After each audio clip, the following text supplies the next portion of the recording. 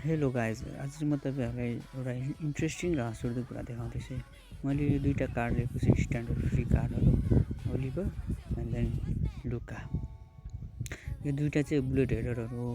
अनि अब ओलिभरको उसको हेडिङ फिनिसर हेर्ने हो भने चाहिँ 97देखि 99को हेडिङ हुन्छ है उसको, होइन।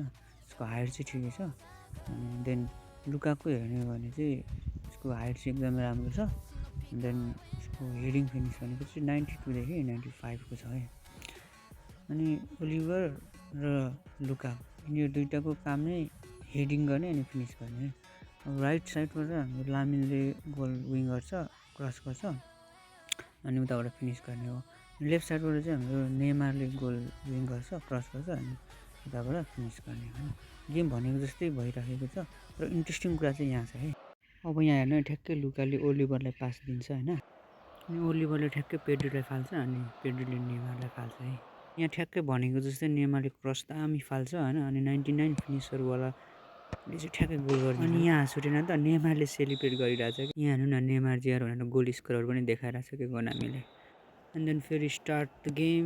अनि यहाँनिर लामिन छ, लामिनको ब्लक र यहाँ ओलिभरको मिठो थ्रो बल, यहाँ मिठो बल क्रस गर्ने लामिनको पालो छ र मिठो दामी र राम्रो लुकाको हेड थियो र फेरि यहाँनिर ओलिभरको गोल छ है। Thanks for the watching guys, stay tune.